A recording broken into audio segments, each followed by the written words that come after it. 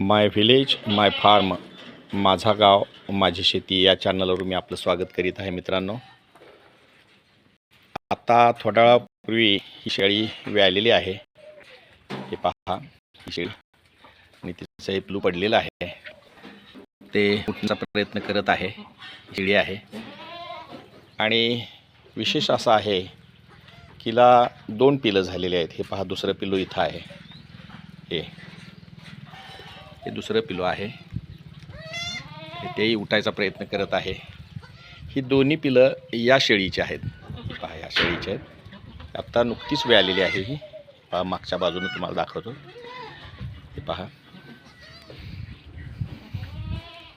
ही पहा, नुकतीच ती व्यालेली आहे.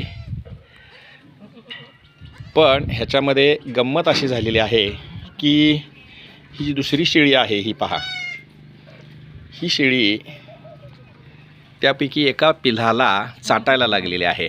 म्हणजे जसं काही ते तिचंच पिल्लू आहे अशा पद्धतीनं ही शेळी त्या पिल्लाला तिनं आपल्या कब्जात घेण्याचा प्रयत्न करत आहे.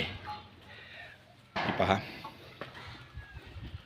ही शेळी व्यालेली नाही हे तुम्हाला याच्यावरून दिसेल. हे पहा, मी शेपूटवर करून दाखवतो. हे पहा, हे पहा, ही शेळी पण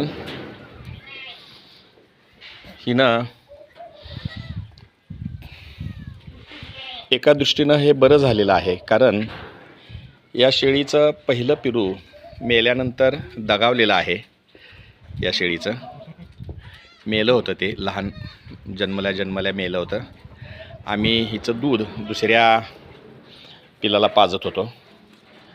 दुसरी पिलं आहेत इकडे, पहा पहा, अशी पिलं आहेत, त्यांना पाजत होतो. आणि आता या 2 बोकडांना या शेळीचं दूध पुरणार नाही. जी व्यालेली आहे तिच्याऐवजी हिनं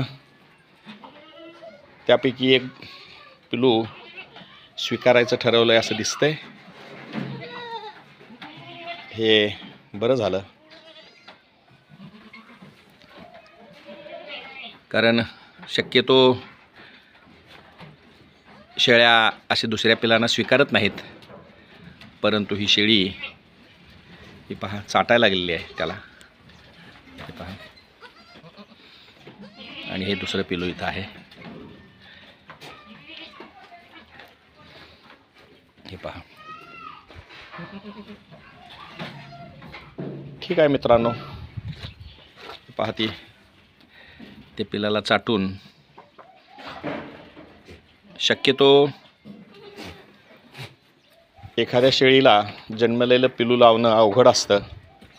तिच्या अंगावरचा जो द्रव पदार्थ असतो तो त्या शेळीला चाटवावा लागतो. तेव्हा कुठं ती शेळी दुसऱ्या पिलाला स्वीकारू शकते. पण इथं मात्र ही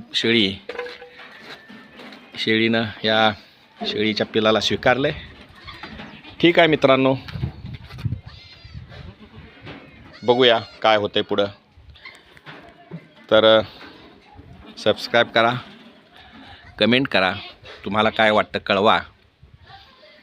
धन्यवाद.